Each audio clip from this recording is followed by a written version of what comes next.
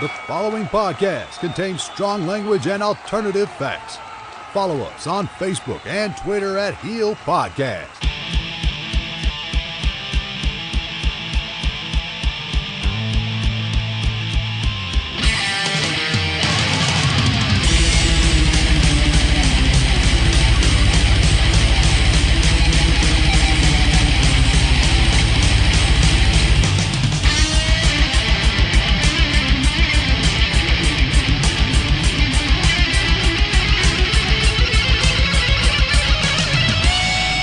Over the airwaves and under the influence, we are Turning Heel.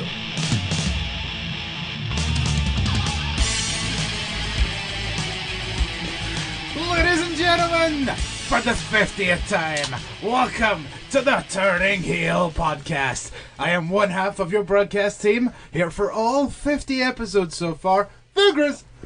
And with me, as always, is Honky Tonk Hughes. 50. 50. It's not got the same 50. ring to it, does it? 5 times 10. 5 10, times 10. 10.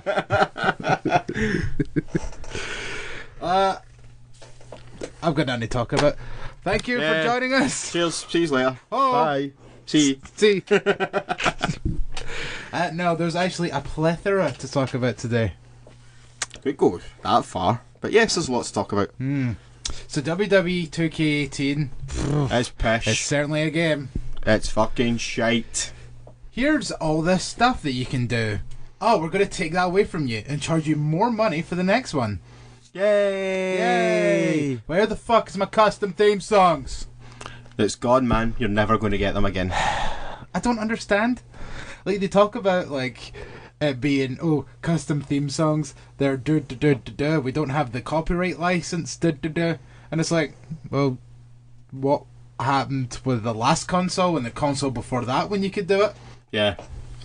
Like, how am I supposed to download half the Mae Young Classic competitors and just have them all wander out to either silence or generic music? You got to have Tony Storm's music in it. You can have everybody's see music in it. Particularly Tony's though. I don't want to hear fucking Barron Corbin's old NXT theme song. I want to hear End of Days with lyrics. I have the dark desire. Just realised I don't actually know the lyrics that well. Oh, bless. He tries. This would be sober as well. I know. And it took me, 2 minutes and 40 seconds to start singing. Yeah. I'm happy it's the 50th episode, what can I say? Anything else to talk about for 2K18? Just it's pish. It's not. It's pish. It's so. It's actually quite a fun game, but yeah, like I says, there's a lot of shit that's been taken out of it from previous incarnations. So the 8-man tag's kind of cool. I like that. It's cool if they've got that in now. You can do the 8-man tags and actually have 8 people in a rumble and stuff like that. Like in the ring at the same time. But we haven't seen an 8-man tag match since fucking Smackdown 3. Yeah, because that was in a game before. I know, right? Yeah, I'm not a huge fan of the game, frankly. I've bought it now, so I'll probably play it again. I think it's there a couple of times, but I can see that getting traded in before Christmas, especially when Battlefront comes out. I'll probably still faff about with it, on and off for a good period. I'm enjoying it enough that I'm definitely going to make sure to get my money's worth. But it's just the little things. I like the stuff like how now during matches you can just jump the competitor on the way to the ring and all that. The game cost me £26, and I think it's worth £26 and not a penny more. Yeah. So unlike the £30 odd pound it cost me. Well, you know what? Still got it discounted. Happy enough. Yep. You're welcome. Thank you. I didn't say thanks, but so there is our 2K18 review. Yeah. If any of you want to play against us on PS4, only PS4, you can get me at what the fuck's my PS4 name? I'm presuming it's fucking still Juggalo Grizz. Yeah, probably that. I'm Bubba6788. I'm surprised you didn't have 69. But you won't be able to add me. Why? Because I blocked everyone from adding me. Wow, I can only add people. No, because I went through this phase of just getting all these random fucking friend requests for people like in India and stuff like that, and like these random messages. In fact, no, The sorry. 1.8 billion people of India? In fact, actually, no, you can add me. You can add me, you just can't message me. Unless I accept your friend request. Yeah. And with 2K18 out the way, what else have we got in store? Do we talk about Raw from last week? Yeah, let's talk about Under Siege. I have a lot to say on this. Under the Siege. Under the siege. There's nobody better when you are wetter. I don't know. I didn't plan it. There is nobody better when you are wetter. Yes. Sexy grouse. Under the Siege. So, Sexy grouse. why don't we just get like... we should just wear blue Turning Heel podcast t-shirts, and then we should just go and attack the One Fall Show. Yeah, because we are now the heels for some reason. We're Turning Heel. True. True, Heels- actually. Heel is True, in our name. True, actually. This shit writes itself. But their show's only scheduled for One Fall. Really hated. One Fall Show? No, this segment. Okay. There is just so much of it that doesn't make any sense. Such as? How did they get in the building? AJ Styles let them in. Why are all of a sudden the entire SmackDown roster heels essentially? Why That I does can't answer. why does Kurt Angle look like he's about fucking 80 years old? Because his body probably is 80 years old. But like Angle's pure fucking why have put him through that fucking TLC match to then just make him look like a fucking shite bag the next night? Like, It's fucking stupid. plus, you know that chances are Kurt Angle's going to be part of the Raw team. So he's going to be in the ring. It's going to essentially be Team Angle versus Team Shan. Team Shane. Yeah. Shan McMahon. I've got a theory of how this match is going to end though. Of a dead man. Sorry. I've got a theory how this match is going to end. Go on. I think this match is going to end under a no contest. Don't like the sound of that. Because I think we're going to get down to the last 3 or 4, maybe 2 in each team or whatever. And there's going to be a debut. Ooh. Of? And a return. Of? I would love to see it get down to that. And the Authors of Pain and Samoa Joe come out and just decimate everybody. Random. Random? Yes. But fuck it. Even just the Authors of Pain come out and just destroy everybody. Yeah, but then who would they be against? What brand would they be on? Exactly. No, so They're still on NXT. oh, okay. They just come out and just fucking destroy Raw and SmackDown. Well, if that's the case, I want a whole faction of NXT guys to walk out. Drew McIntyre, maybe Sanity, Authors of Pain. Who else? Maybe those Shock the System guys. Undisputed. That's him. Those Shock the System guys. I know. I just keep thinking of their stupid theme music. They need new theme music. I don't mind the Shock the System bit, but it's so generic. Hopefully they get something for Takeover. Hopefully. And then fucking Billy Kay and Peyton Royce and Nikki Storm will be there as part of Sanity. Maybe Ember Moon. Like, so you've got your group of NXT guys just come out and just... They could just come out and cause havoc and just interfere in every match. And then be like, alright, get your NXT group together and we'll have a 5-on-5-on-5 match. And then that's when James Storm runs out with Eli Drake and Chris Adonis. It's guys from TNA. Yes, I know who they are. No, you don't. You don't watch TNA. I It's still know not who on they anymore. are. I still know who fucking they are. I even knew who Chris Adonis was. Wow. Who's Chris Adonis? Chris Masters. See that? Well done. Well done. You know things. Yes, I do. For once. Yeah, speaking of which, they've got a fucking pay-per-view next week. Yeah. What is it? Is it Bound for Glory? Yes. What do you think? I used right about Bound for Glory time. What do you think, Chris? Do you think it's time for the second annual alternative commentary for Bound for Glory? You going in cold as a fish like last year? Yeah. Fucking a lot of things change in a year, but that's certainly not one of them. Okay, we'll discuss that later, but that may be what's happening. Bound for Glory. We'll think about it. Depends how drunk I am. Okay, maybe we should get really drunk. And, I'd be up for doing it and get really, really, really fucking drunk and doing it. That's the only way I'm going to get through 3 hours of TNA, to be fair. Yeah, probably. Let's see. Well, if we... is it this weekend? I think it is this weekend. See if it is this weekend. Save it for Tuesday. We could do alternative commentary on Tuesday, and I would be off on Wednesday. It's always got to roll around you being off work. Of course it is. I'm always fucking in work hungover. I think I deserve a little bit of time where I don't need to go to work hungover. As he sips his beer. So, yeah. Oh, that dead air. I'm a professional. My name's Chris. I like to do things involving podcasts, but keep having dead air all the time. I was taking a drink of my beer. I know. I was clearly taking a drink of my beer. That's when you keep talking and cover my ass the way I cover yours. Where you're fucking... Because that's how you drink. Just looks like you're licking a giant asshole. And maybe I wouldn't be into that. Depends on who it would be. Anyway. Yeah, so you did not like this segment at all? No, I hated it. Okay, wait, hate's a strong word. Yeah, a little bit. It's not hyping me for Survivor Series. I already think Survivor Series, as I mentioned on last week's episode, I already think Survivor Series has got just a weird vibe about it. With the whole champion versus champion stuff. Right.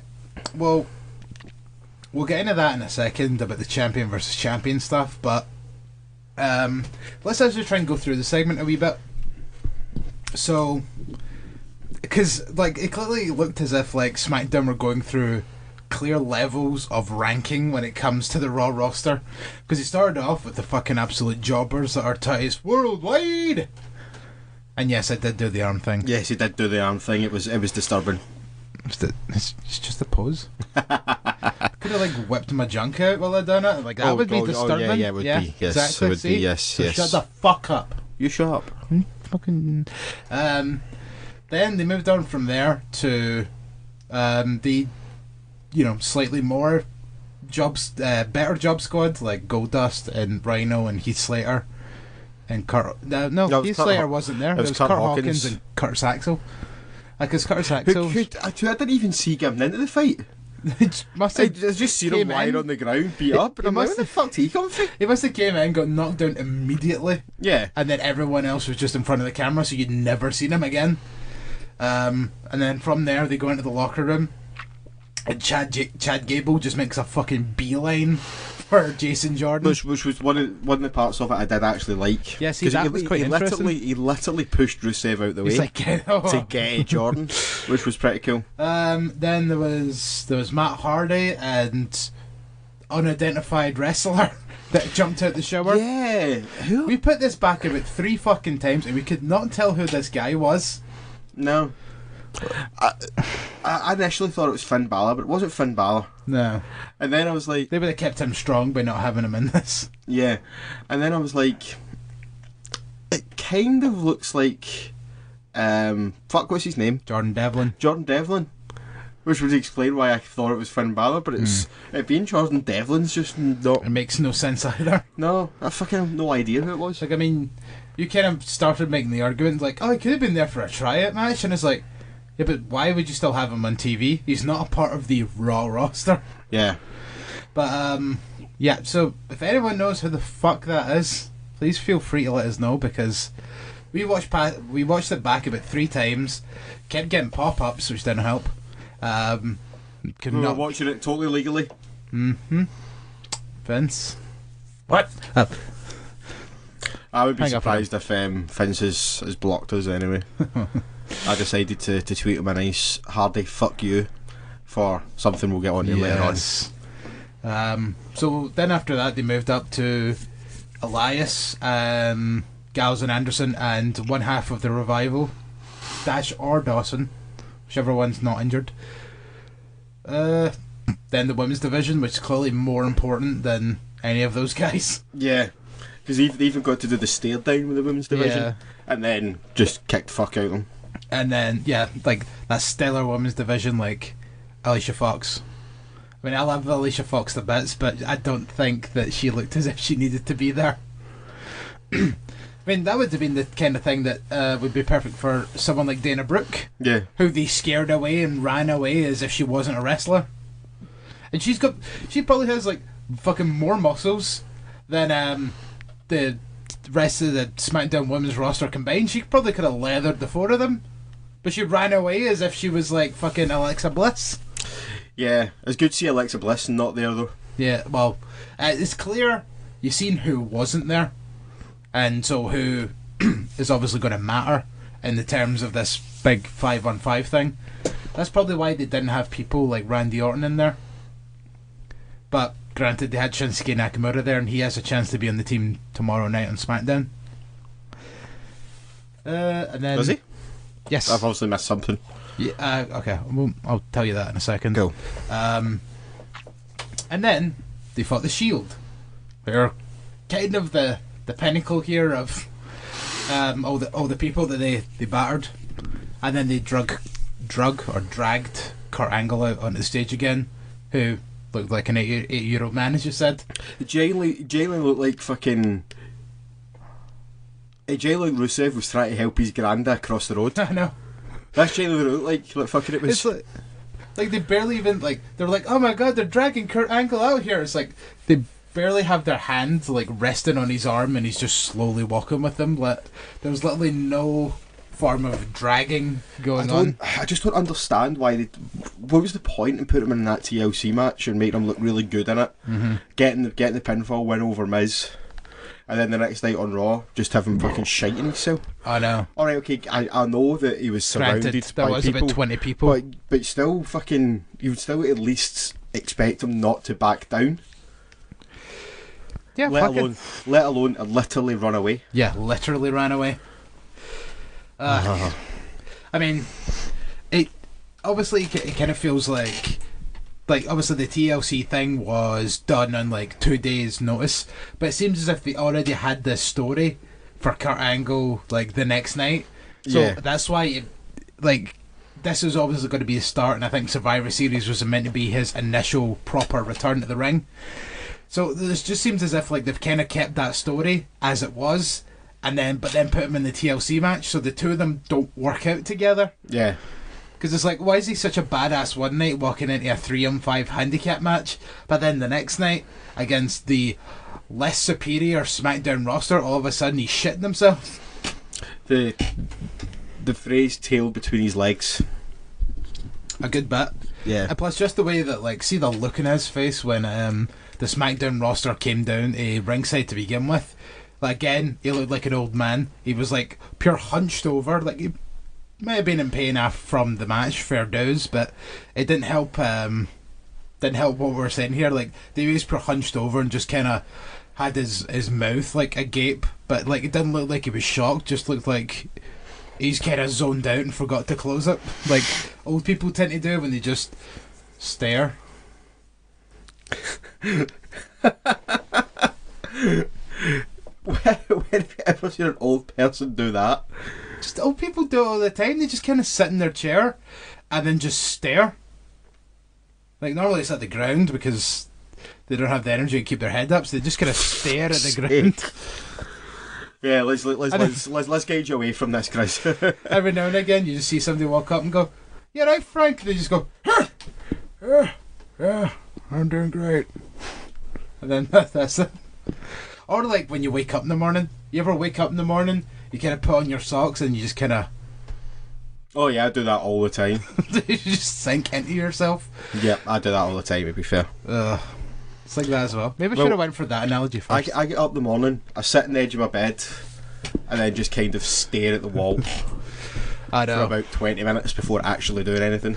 I know, like sometimes I have my phone like lit up, and I'm literally just staring at my phone, watching the time tick by that I have to get ready, and then I finally snap out of it and go, I have 5 minutes to get dressed to go and get my bus. Close. Trousers on your head, shirt on your butt. Oh no, you've put them all on wrong again. Trousers on your head, shirt on your butt. So, yeah. Would have been on time, but you should have got up. It's like I did get up. That's the worst part. Did you sleep in? No. I was awake. I consciously took a decision that, nah, today wasn't a day. No. Well, God, that's every day for me, man. Oh yeah, totally. Most days I wake up and go, why am I alive? Yes, it's not a day. It's not a day of work with it. You're going up to somebody going, I can't be arsed today. That's just my life in general.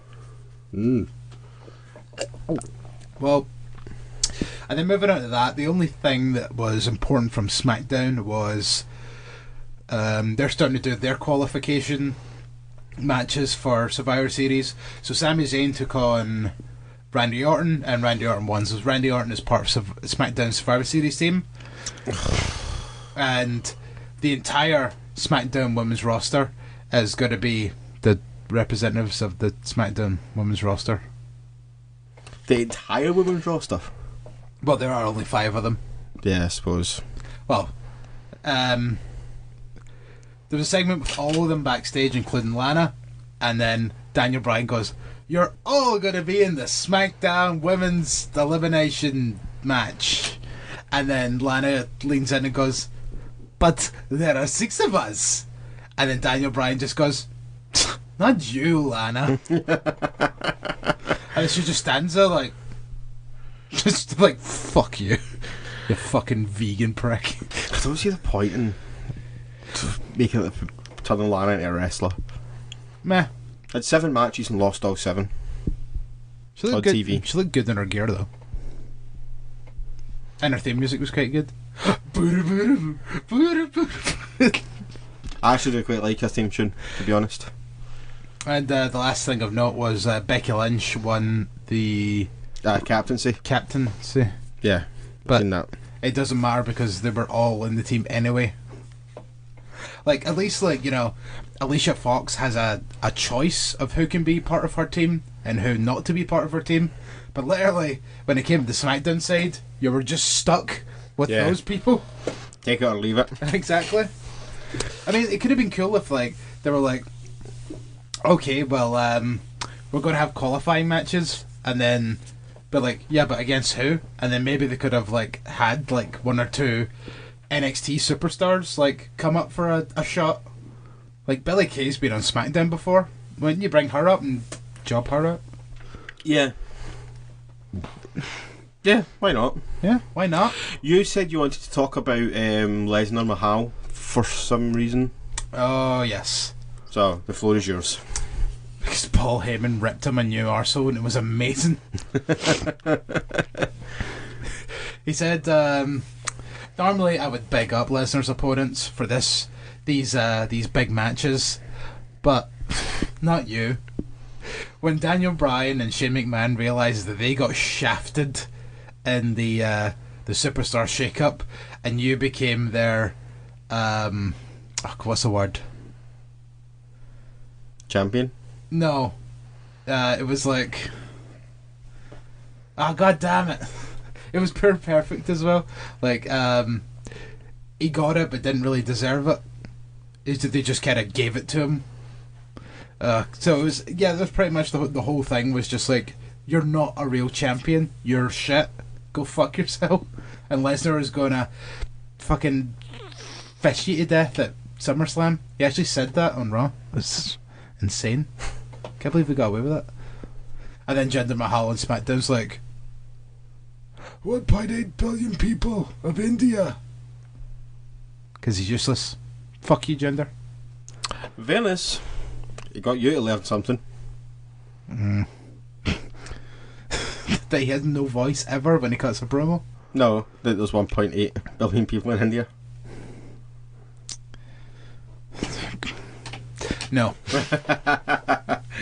Mm-mm. Some things are best left unsaid. Or they'll get deleted. Anyway. Nah. Yeah. You had that look in your eye. I thought I was going to have to break out the Grizz alarm.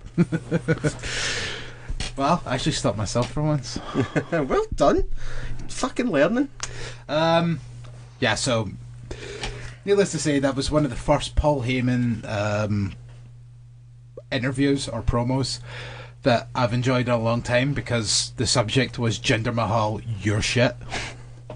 Which everyone should be on board with. Mm-hmm. And they're not, sadly. Also, I did hear, I don't know how true this is, but this match is meant to have a special guest referee. I heard something about this as well. Cena was what I heard. Or The Rock, or Austin. But Tuna Melts seems to think that it's probably going to be Cena, because that would lead into the talked about Cena Mahal match at WrestleMania. Oh, I really hope they don't do that. If they do it, better not be for the belt. Yeah, it better not be for the belt. It's not just that as well. It's like when Cena breaks Flair's record, which he's going to do. We all know that. When he breaks the record, I would much rather he beat a Brock Lesnar or someone fucking credible to do it. Not Randy Orton.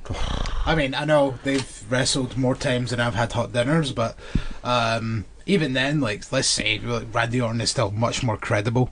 Like, because credibility-wise, yes. He has the pedigree of being a former 13-time champion himself. Yeah, like, I don't want Cena to break Flair's record by beating Jinder Mahal. I know. What a fucking plethora of... Is that your word for the night?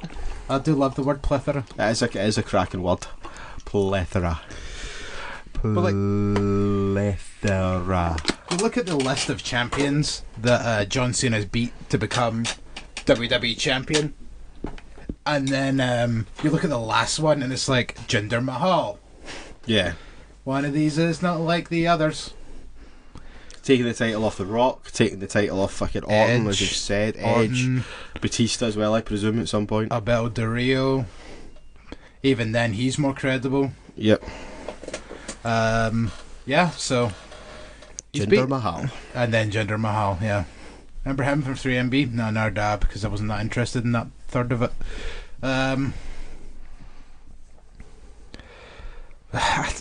Why? Why? Yeah, I know.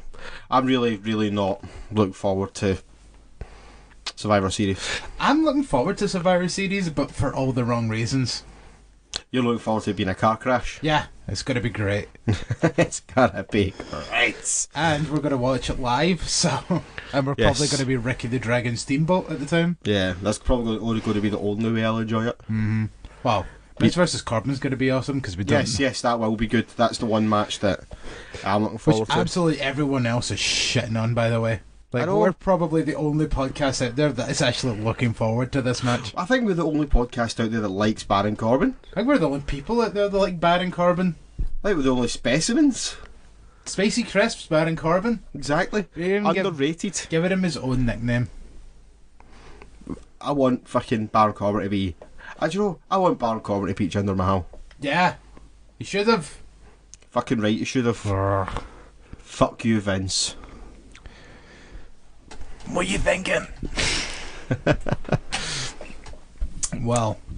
So, yeah, that's... What's your thoughts on the other matches for Survivor Series? That's right, yeah, we were going to talk about that. Well, we were kind of talking about, like, because practically every match is either face versus face or heel versus heel.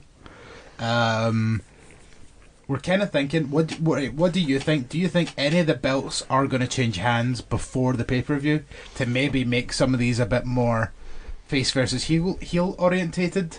Because at the start of that segment, the end segment from Raw, Michael Cole was battering through all the matches. It's going to be Natalya versus Alexa Bliss. It's going to be the Usos versus the Shield. And then Corey just kind of went, that's providing that all these champions are still champions come Survivor Series. And that kind of makes me think that he's like putting that kind of seed of doubt, like, because one of them at least might end up losing their belt. I think The Miz might lose out a Continental title. No, yes, we want that. Do we? Yes. Because that'll mean after Survivor Series you'll hopefully be then stepping up to the main event. But I don't want to move up to the main event until Lesnar loses the belt. Suppose. Because let's face it, if he moves up to the main event, he's just going to literally be fucking cannon fodder. and then that would kind of lose all credibility he has. Got stuck in repeat there for a second. Skipped. Yeah. I suppose. I was trying to think what titles I can realistically see changing. Neither of the tag titles, I don't think. No. I can see Natalya losing her belt because nobody gives a fuck. But the rest of the women are already in the Survivor Series match. Swap them out. I suppose, yeah. Carmella cashes in on like SmackDown in the next 2 weeks or something like that, and then it's just a literal straight swap because Carmella's also a heel, so it wouldn't make a difference. And Carmella, actually, then it's still heel it's versus still heel heel. versus heel. It doesn't make a difference. You're right. Unless Charlotte wins the belt. Yeah. Because their fucking thingy match ended in a DQ at the pay-per-view. Or... That's the other thing that was on SmackDown. Officially, Gable and Benjamin are heels now because they cheated to beat the New Day. Unless... And what did I say last week? That's true. That's true. They're in the process of double turning. Yeah. And I was like, let's wait in SmackDown and see what happens. And then it happened. I was like, there you go then. That's officially Nailed it! Because see, when I watched that, I didn't look at it the same way that you did. I thought it was kind of still a jokey thing. But no, I guess it was just them just generally being wee arseholes. Aye.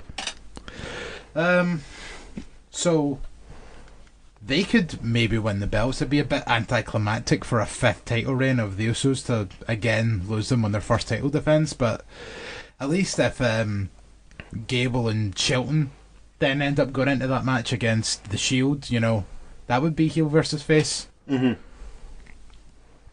I don't really see anyone else losing their belt because Miz doesn't really have a challenger, neither does Corbin, unless you want to put Ty Dillinger in there again.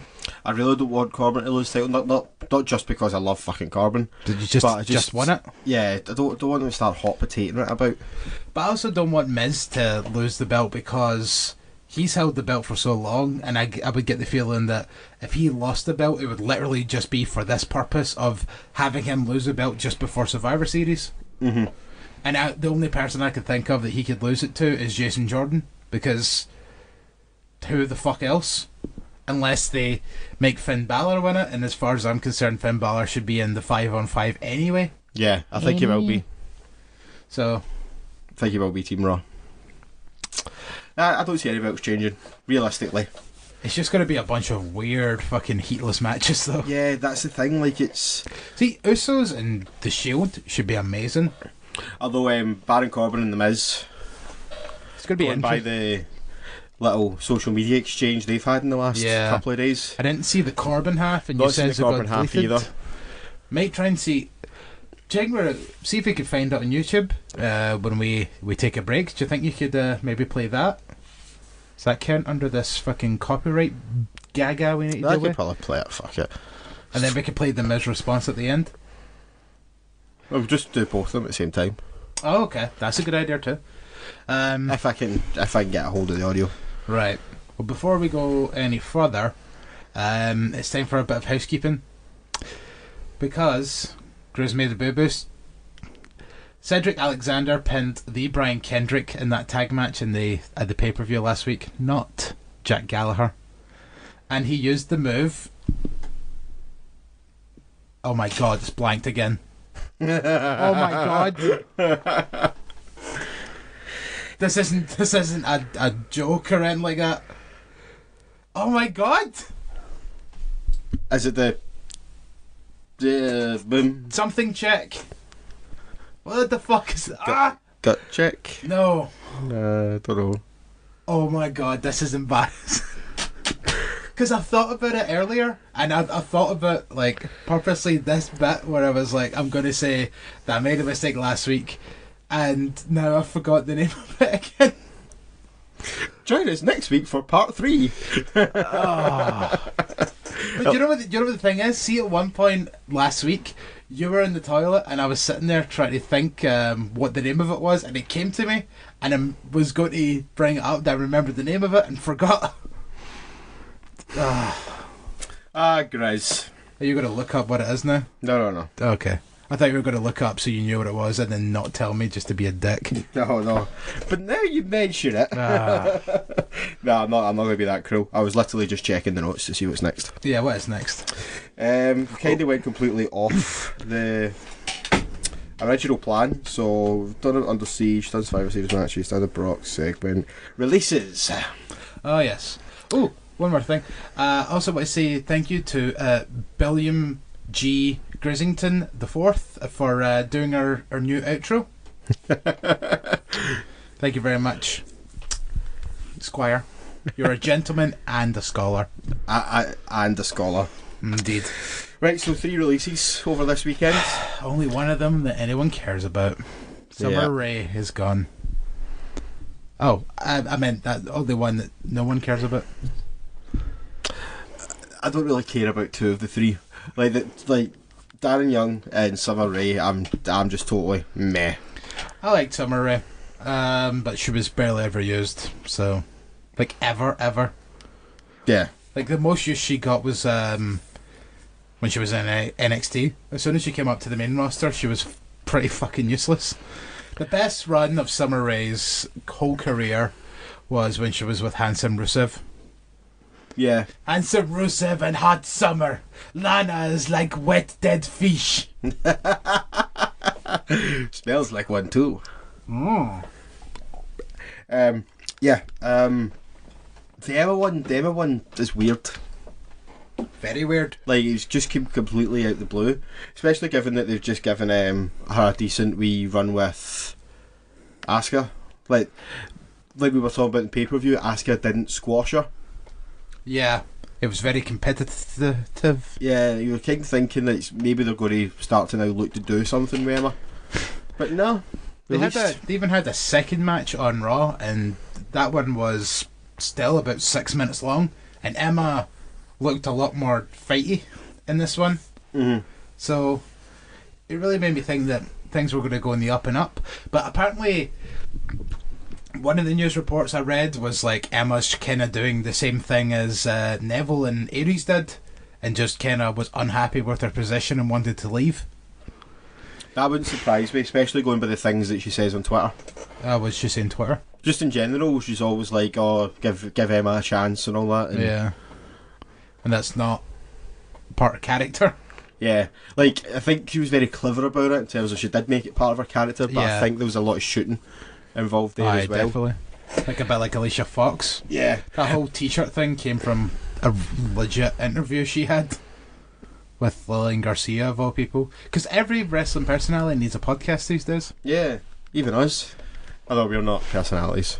I mean, technically we are now, I guess.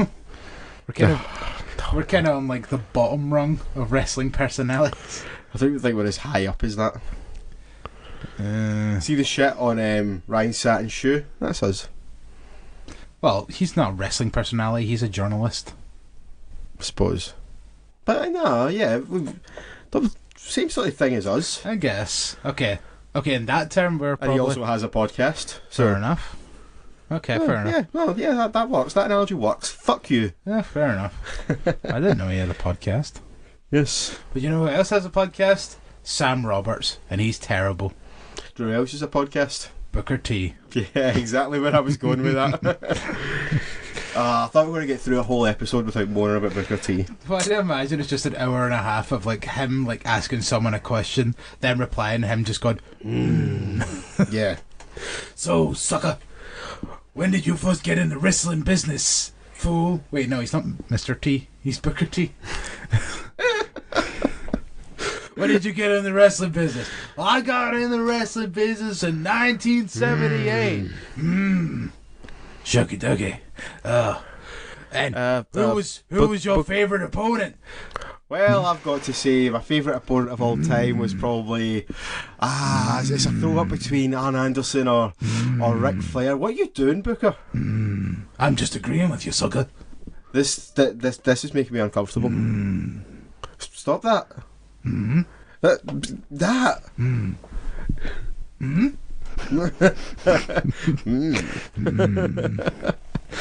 Come back to Heated Conversations with Booker T. I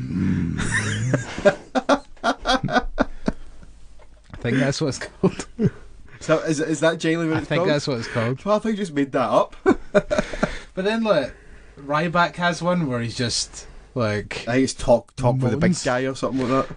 why wouldn't you call it a steak and a chat? Because, you know, I don't know. Food puns. Let's think of food puns.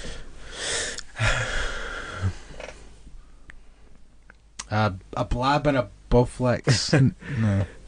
I'm trying to think of one. Nothing's coming to mind. Is it a word? Ryback. What rhymes with pack? Is there a word beginning with P that would describe talking? Lumbar check. That was it. Cedric Alexander's finisher.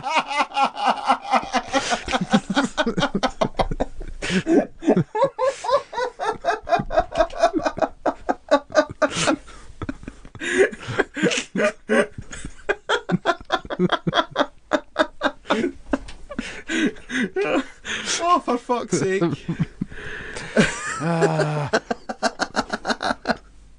2 weeks. 2 weeks it's taken me. Oh, fucking hell. That was brilliant. I actually shat myself because you shouted that loud into the fucking mics. Into my headphones. I'm like, what the fuck? I just got really excited.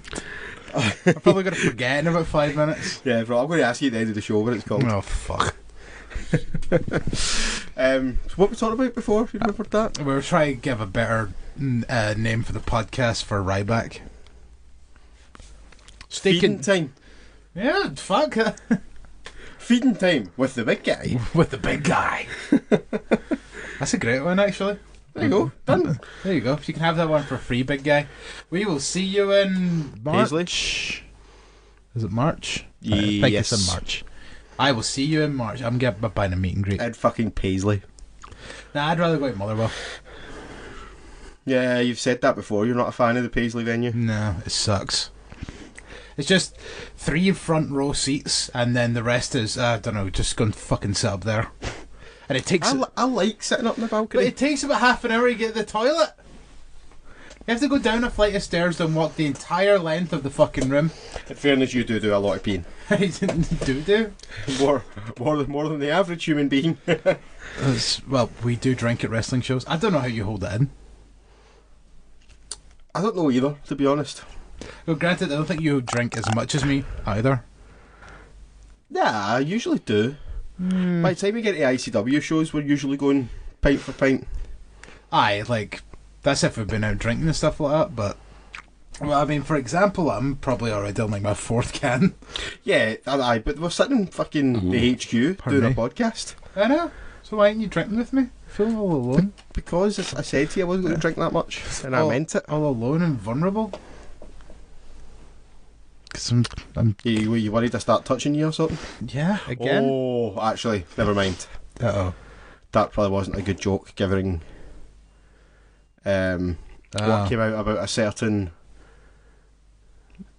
former employee of a certain YouTube channel. Technically, he didn't touch anybody. So they say, fuck it, let's just get... Same thing. Let's just... I mean, it's out there in the open. It's not as if it's fucking private. So Adam Blompier, God, and I used to praise that guy. Used his celebrity status, inverted commas, to double inverted commas. Yes, to get nudie pictures of chicks on the internet, like asked for them. Fair enough. I mean, like, slight sexual harassment, I guess, but, you know, it's not, they're, like, playing about with people or whatever. Well, it technically is. Because it's the whole backstory behind it. That he was telling chicks that he was in an open relationship and all that, yeah. and they were totally fine to send him these pictures and all that, when he wasn't. I guess. But yes, well, we might as well just cover that now. We've started talking about it. Yeah. So yeah, obviously, as you know, he left What Culture 4 months ago, something like that. Maybe not 4 months ago, but fairly recently. 2-ish months ago, probably. At this point. And they were starting their own YouTube channel. Cultureholic. I think it's Cultaholic, but it's so close. Then may as well be. Yeah. Just call it What Cultureholic. Yeah, but since this news came out, he is no longer part of that project. Yeah. And the launch of Cultureholic, whatever you fucking call it, has now been postponed until December, I believe.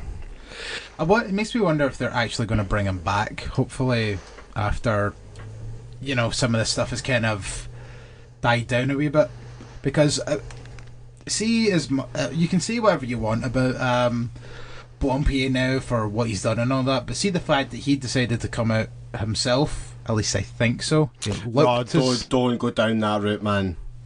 Okay. I won't. He said you're going down the route of he said sorry, so no. Just I was going to say the fact that he came out himself has shown that he's got a little bit of balls. Nah, he got his hand caught in the cookie jar and he was trying to fucking save face. Yeah, okay, that's maybe. Exactly what happened. Maybe. Well, that's what I was going to say. I was like questioning it as I was saying it. Mm.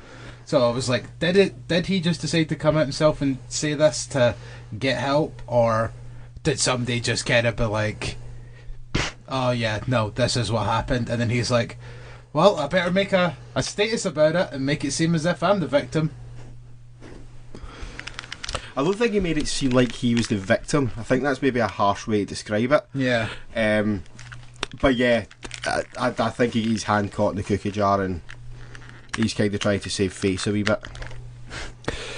It's just the way that he's like, oh, I used my pseudo fame or whatever, and it's like, yeah, you're not really that famous. No. I mean, no, I know not. who you are, but I fucking know everybody that has a podcast, apparently. In the wrestling world. Yeah. Like, remember that one tweet that you sent me the other week about the person that was like, oh yeah, the Israeli guy saved the Canadian from the person whose dad is a Trump supporter or something like that. Yeah, and yeah. I knew who that guy was. Yeah. And you're like, I've never heard of this guy in my life. It's like, you don't know, man. You don't know. I was to do with the... Not that Tom Green. Not that Tom Green, yeah. No, I think the actual tweet was, only in the WWE could someone who set up a relief campaign to help Israeli children save someone from the son of a Trump cabinet member and still be portrayed as the bad guy. Yeah. It was something along those lines. But yeah. So, I guess Zayn Watch 2017 still has the same theme music. I think he will for a while. It kind of adds to the shock of the turn. It is working now though, because he comes out in just such a pure bastard of a way. Yeah, I don't think this heel turn's going to last very long. Like I've said, I think he'll be face again sooner than we think.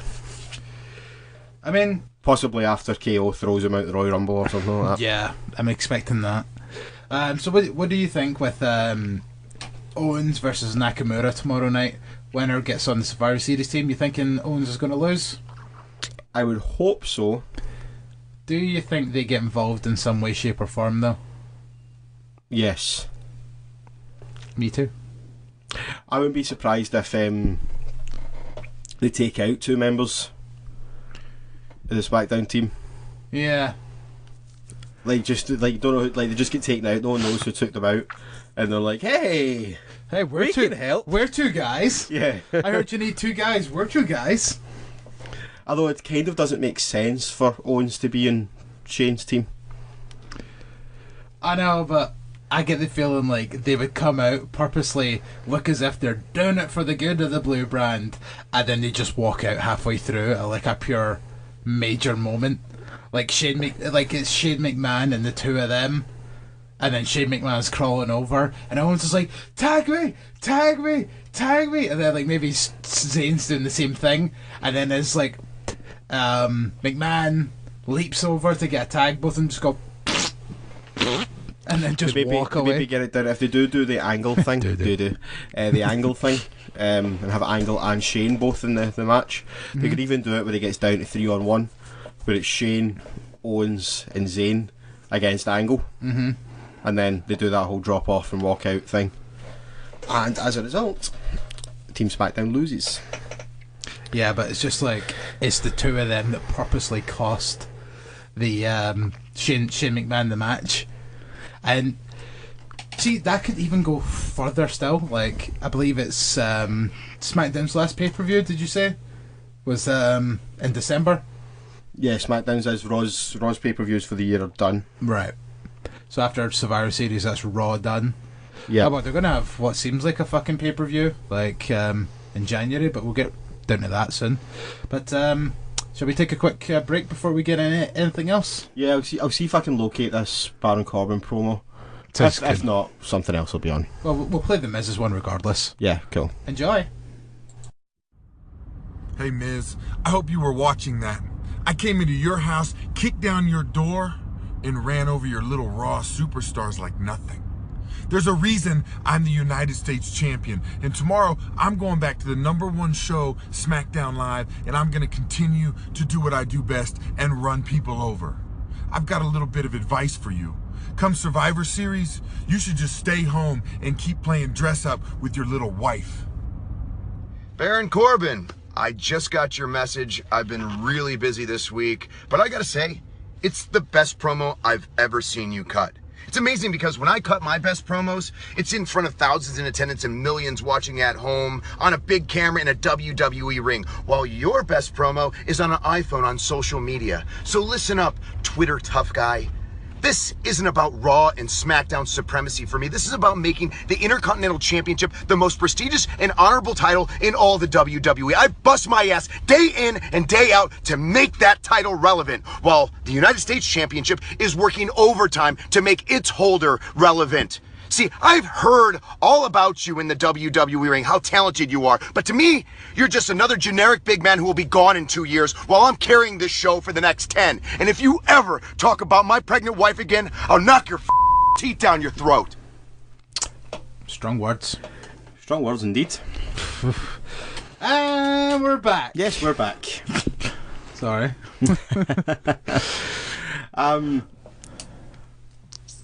I've forgot what I was going to say.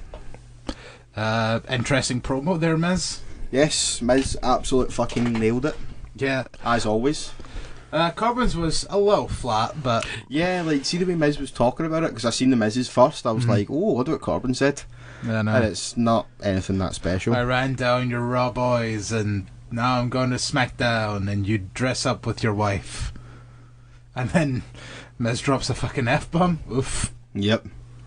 I think Miz was legitimately pissed off. Yeah, but I mean, like, yeah, I heard the Miz one first as well, and like, I was like, oh my god, what did Corbin say about Maurice now? And like, literally, all he said was, oh yeah, you go and play dress up with your wife. Really? That was it. That was it. And then you Maybe got Miz was just having a bad morning. Maybe he didn't get his cup of joe. Smojo. But I don't know, like, dropping an F-bomb like that, like, over something like, oh, go play dress up with your wife, it was a bit, it was quite risky. See, WWE take nothing to do with it, though, because it's on their own social media. Do you know what I mean? True. So, WWE won't reference it. True. Well, unless, like, they'll literally show it with the censor mark in it again, which, I'm also guessing, did he censor that himself?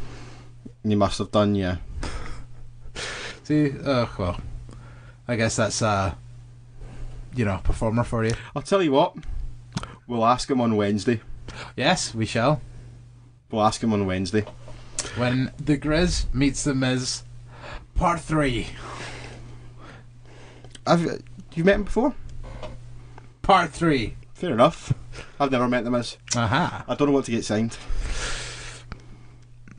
What can... Ooh. Intercontinental title? He's held that belt. Yeah, I know, but I've got plans for that belt. What have you got? I want it signed by Jericho and Cody Rhodes. But why can't you do Miz as well? Because I want because the significance of Jericho and Cody Rhodes. But the Miz, Jericho's held it the most. Miz is the second most. Yeah, but that's not the most though, is it? And could potentially by the end of his career be the most. No, I mean that version of the belt. Jericho's got the most reigns. Even if he wins that title again, it's Cody Rhodes was also the last to hold that version of the title. I feel you with that one. I knew that's where you were going with that. I don't know. I just still think to me that belt. That's Jericho's belt. I don't know, man, because I think it's the way you kind of think of the Attitude Era WWF title. Like I always associate that with The Rock. I'm kind of like that's The Rock's belt. Do you know what I mean? Nah, it's Austin's belt. Nah, because Austin always had the Smoke Skull. Not always. Yeah, that for a very short period. Yeah, but I still always associate Smoke Skull with Austin. I don't know, man. That's Jericho's belt. See if you handed that. Like, that's Finn Balor's belt. True. I'll always associate that with Finn Balor. Do you know what I mean? It's just kind of it's a weird association I've got. I don't know, man. See if you handed that belt to The Miz, though. Like, I think he would go off on a kind of like mini promo on about how like he's bringing credibility to this belt and all that thing, and I think it'd be a perfect wee moment. And I think because of that, if you take that, you go first, and I'm going to record it, and just to see what he says. See if it's shit, we'll just leave it. I might just delete it. But see if he gives us a little something, like that would be a perfect moment to catch. I suppose. I mean, plus that belt's pure beat up to fuck as well, which think about it. I'm kind of embarrassed handing that belt over. Hey, what's wrong with it? It's fucked. It's missing screws, it's missing gems, it's all scratched. Ugh. I bought it second hand, incredibly cheap. But still, it's not. But even still, I wasn't really made aware of just how fucked up it was. Mm-hmm. They're like, oh, it's got a couple of scratches on it and it's missing a couple of gems, and I'm like, that's alright, I can live with that. But there's screws and everything missing out it. Jesus. I don't know. I think if you're discreet about it, like, see if you place it down in front of him and be like kind of angle over the bit that you want signed and just kind of hold it in place. Like, I don't think he'll notice. He wouldn't really care anyway. I know, but it's just more I'm a man who takes pride in my possessions. I know. Okay. All I'm saying is think about it, because I think that would be one of the most perfect things. I did think about it. The other thing I'm thinking about is I've got the Hello I'm Awesome t-shirt. I was also thinking that I might get signed. Like, I've got the one from the original run. Yeah, mine's original run as well. Because I know they're selling that one again, and I'm tempted to rebuy it so I have a new one. I know, I'm going to really need to think about this, because I think getting my my Miz figurine signed again by The Miz, and so I've got a double signed Sabu figurine and a double signed Miz figurine. That's some collectible stuff right the there. listeners don't give a fuck about what we're getting signed on Wednesday. I've just realised we're recording and just fucking talking. Aye, but we're going to meet The Miz. Just be happy for me. Well, us, but mainly me. Hey, me? I've never met The Miz before. At least you've met him before. I know, but Grizz Miz 3. This time is for money. I might actually see if I can get a photo of him dressed as John Cena and get him to sign that. That would be class, actually. And then just be like, this was one of the greatest things I've ever seen. Which Do you know what? That's what I'm going to do. I'm going to get him to sign a photo of him dressed as John Cena. Try and get a photo of him dressed as Daniel Bryan as well, and I want to get that signed. See if you can get them in the 8x10. No, they'll be pretty restricted size-wise, because I'll need to get it on the internet and print it. See that Jericho and Ambrose one? Uh-huh. That's what I did with that. I just downloaded that online and took it one of those photo booths. Okay. Like, not photo booths, but you know, the self-serve kind of things in Asda. Yeah, took it one of them to print out. I've got a Cesaro one kicking about somewhere as well. It's the same sort of deal. You really need to take that to Mania. I see it. You really need to take that to Mania to get Dean Ambrose to sign that. Yeah, I know. So many great ideas. Yep. Right, but see if you can get them. I think that would be a great idea. Like, just you walk up with like him dressed as Cena, and then I'll walk up him dressed as Daniel Bryan. I'm going first because it was my idea and I want the pop off him. I still think you should do the Intercontinental title though. I got the pop for the the dollar sign off, not the dollar sign, the dollar bill off Ambrose, even though I was getting one signed as well.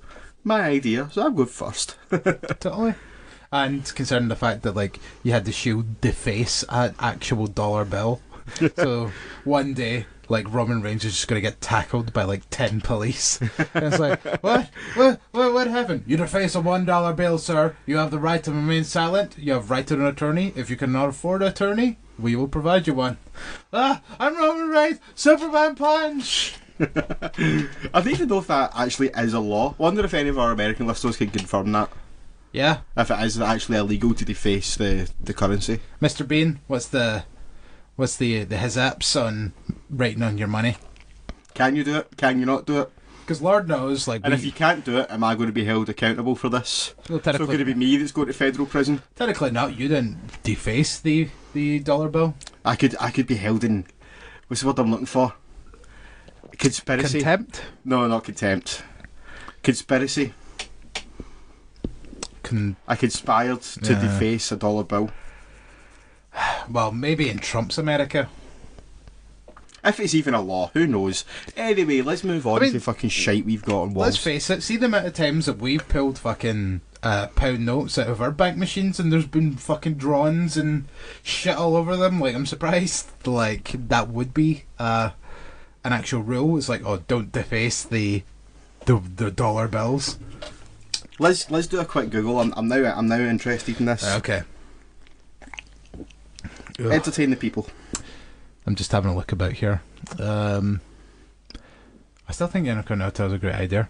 If you don't want to walk up with a beaten Intercontinental title, I'll walk up with it and get it signed for you. How about that? It's not just that. It's the character. I don't have a case or anything for it. Just put in an NXT one. Could do. It probably will fit. And probably actually be snugger. Well. Right, here we go. I've Googled it. So. Here we go. Christmas 3. I actually skipped a day off. I took a day off of work one of these times to go meet the Miz in Edinburgh. I went on my own. Nice. Yeah.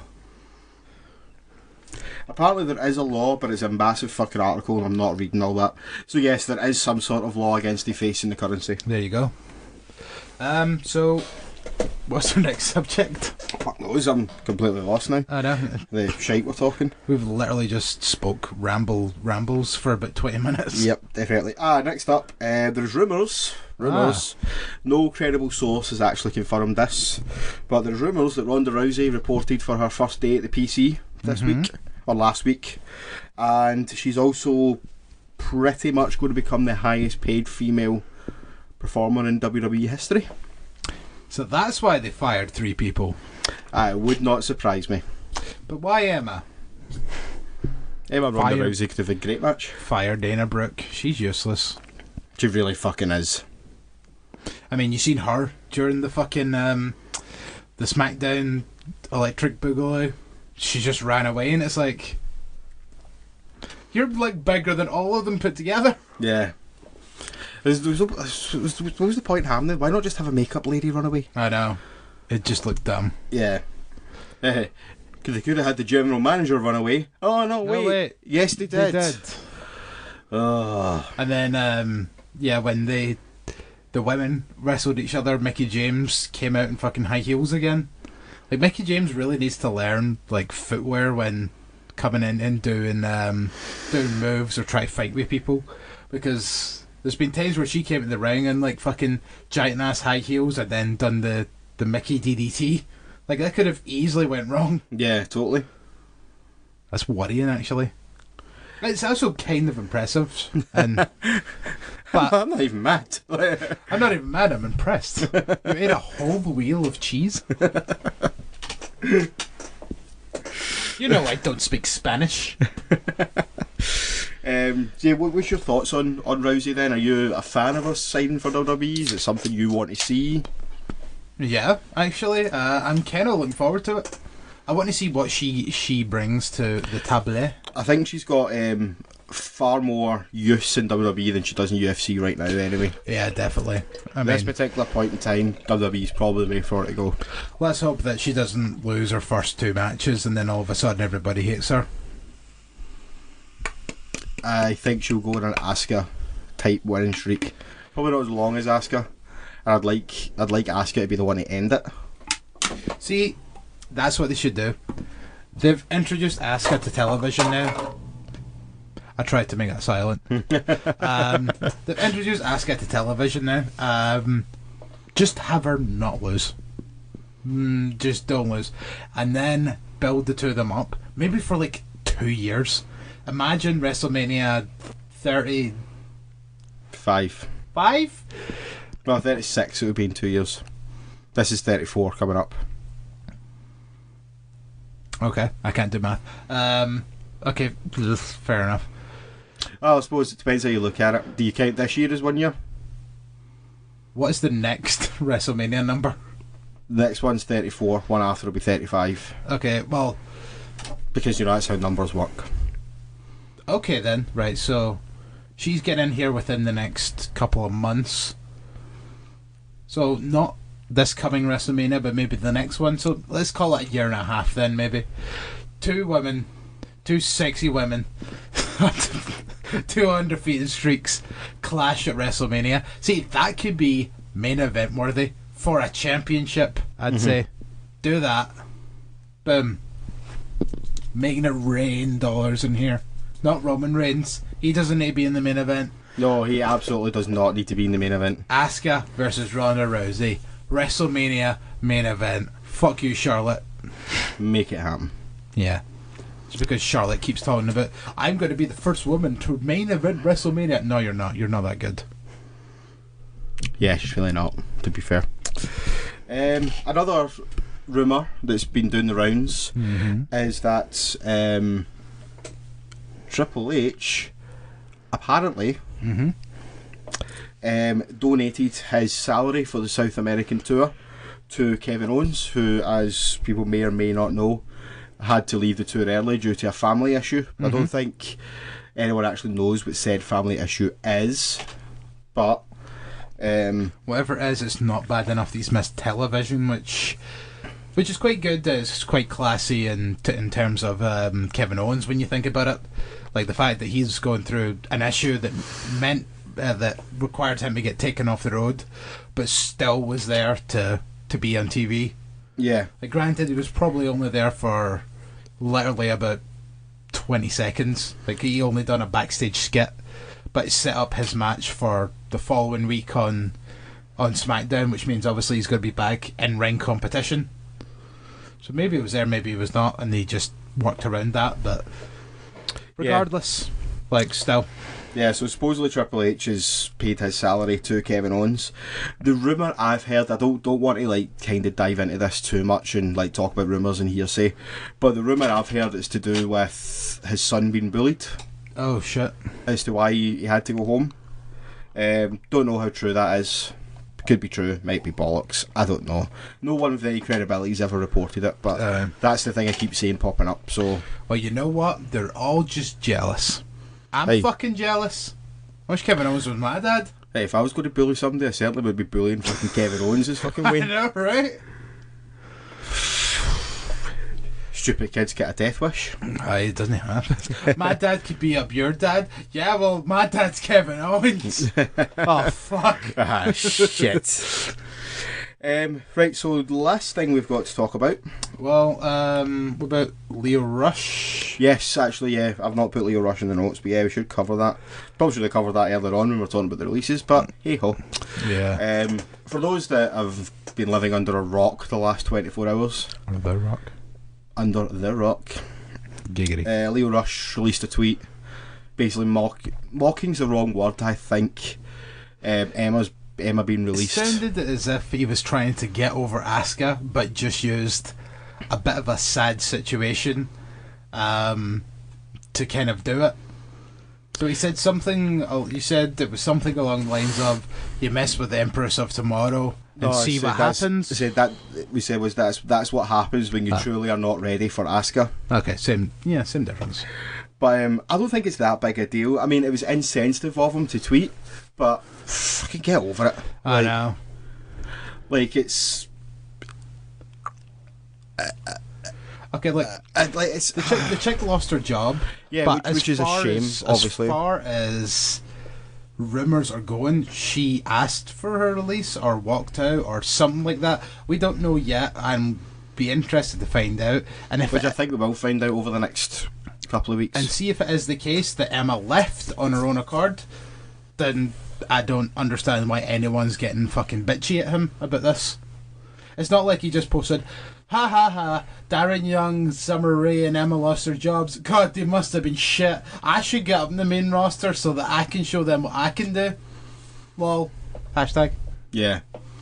Hashtag under siege. Under siege. Under the siege. Under the siege. Yeah, I don't really think it's as big a deal as people are making it out to be. Like say Jack Gallagher had responded to him as well, basically saying that your grammar's wrong. Yeah, basically telling him to take English lessons at the PC. Do they have that? Yes. Oh well, yeah. They keep hiring people from different countries. Of course, they would have stuff like that. Yeah, so I don't think it's as big a deal as people have made it out to be. It was a shit thing for him to say, don't get me wrong, but it's been blown way out of proportion. But what I'm thinking is he didn't mean it in the way that everyone's taking it. He clearly I think regardless of how he meant it, it was still a shit thing to put out. I guess. Especially since it would be so easy to take it the wrong way, which people have done. Yeah.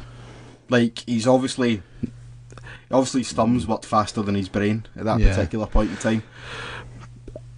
It's not that big a deal. It's been blown way out of proportion. And he should have apologised for it. He absolutely should have apologised for it. And he did apologise for it. But I don't think there's any need for it to now continue. I know. That doesn't mean like now he should lose like his fucking NXT debut or anything like that. Which has already been taped anyway. When he actually has a proper fucking match. And not get attacked by the Velvet Sky Dream. Velveteen Dream.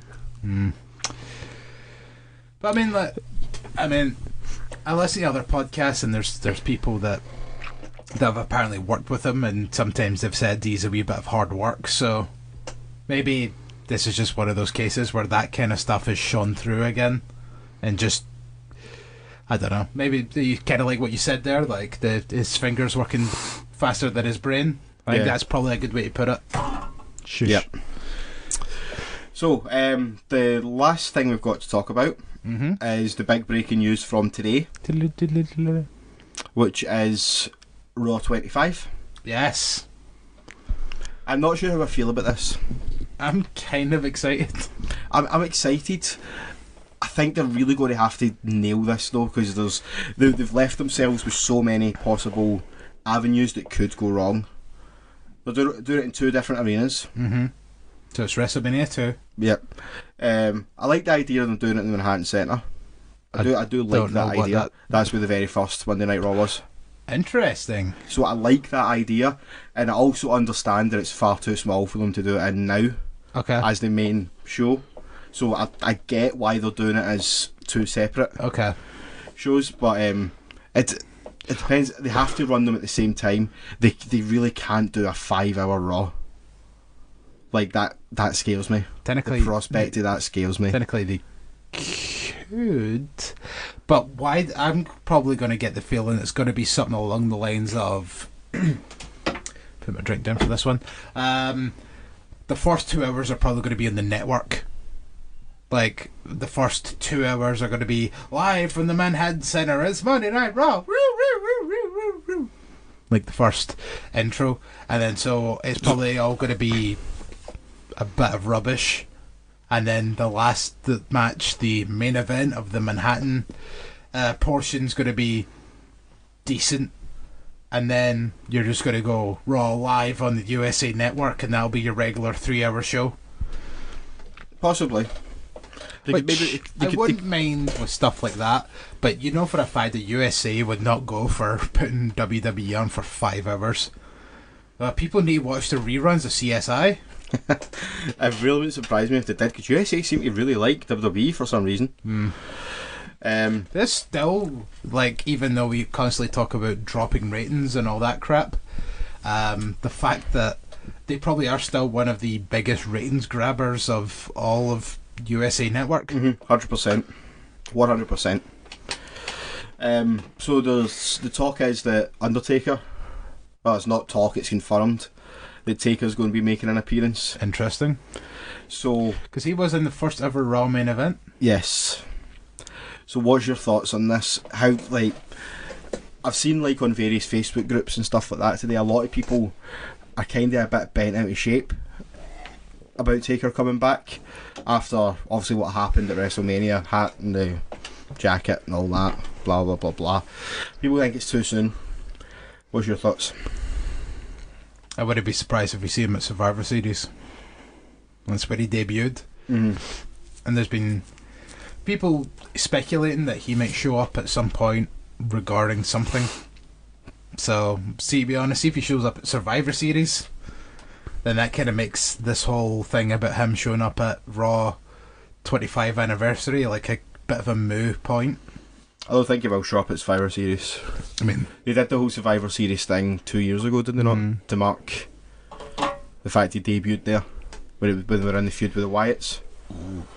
Maybe. I don't think he's going to be on TV. So you think? I think see if he's going to see if you read the press release for it. If he is going to do it probably will be in the Manhattan Center then. Yes. If you read the press release that they put out for the show, it is very heavily a ticket sales press release. Mm-hmm. So they say that Undertaker's going to be there, but I don't think Undertaker will be on TV or even mention the fact he's there. I think, see, maybe once Manhattan Center goes off the air and it goes over to Raw, he'll come out. Yeah. Just do an entrance. Dong. They've also advertising VIP meet and greet tickets, which is not something to do very often. So probably going to be a bunch of legends there. I've got a feeling Undertaker's just there to be part of that. I don't think he's. So what do you think they're going to do? Like, see, I mean, as I would imagine, probably this first 2 hours will be on the network. Do you think they're going to get maybe a bunch of old wrestlers back, and then maybe have like matches new versus old school? Did you read the press release that I sent over to you? I didn't really have the time. Yeah, basically that's more or less what it indicates. It talks about legends like Kevin Nash, Shawn Michaels, The Undertaker. So I think the Manhattan Center is going to be very legends based. Okay. I actually don't think there's going to be much wrestling in the Manhattan Center. Wow. See, that's a bit disappointing. I think they might. I think they'll still do it at the same time as they're doing Raw. Uh-huh. I just throw it over at the Manhattan Center for a couple of segments or a couple of matches. Oh well. But I think the Manhattan Center for the live crowd, I think that's going to be more a live experience than a television experience. I know, but see, this whole Manhattan Center thing, it just pretty much spews network content.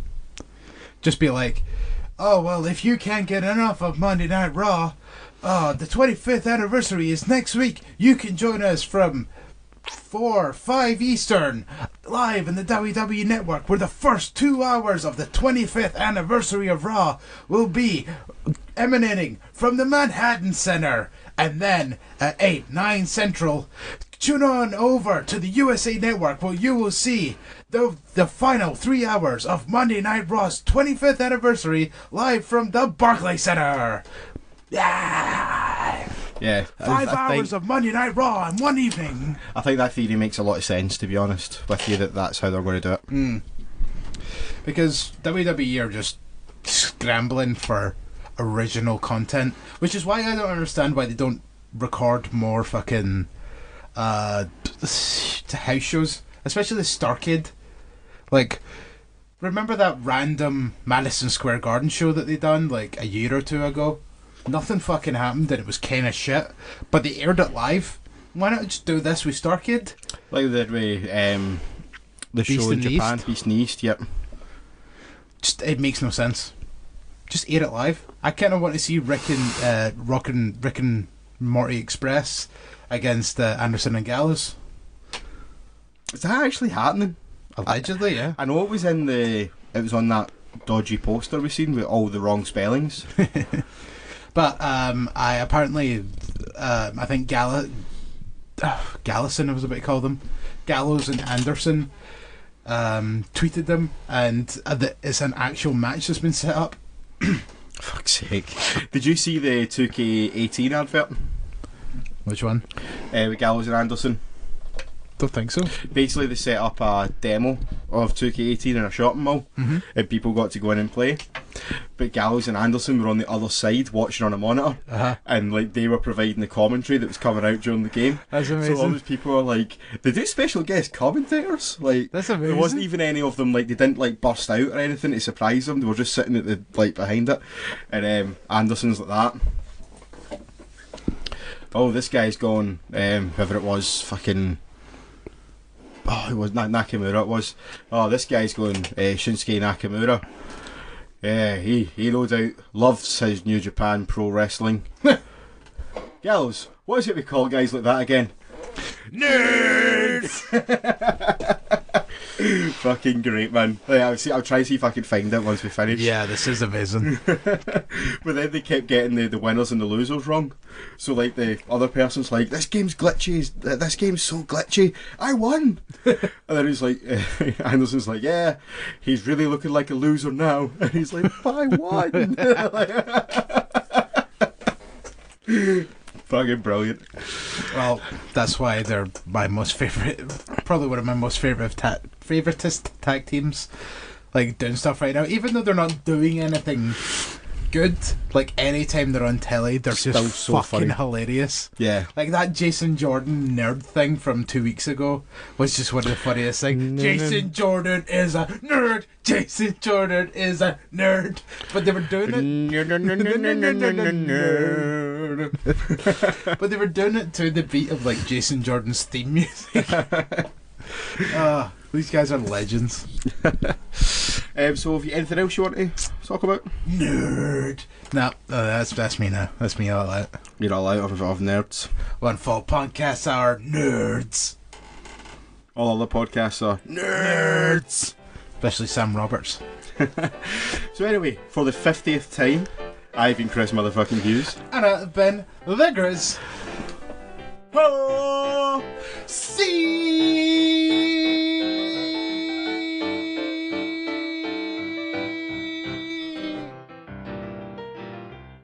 Oh, remember, you can follow us on Twitter and Facebook at Heel Podcast.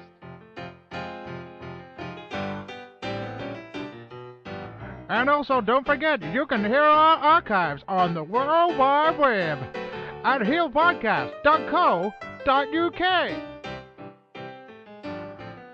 Well, that's all, folks. So long. Have a good day.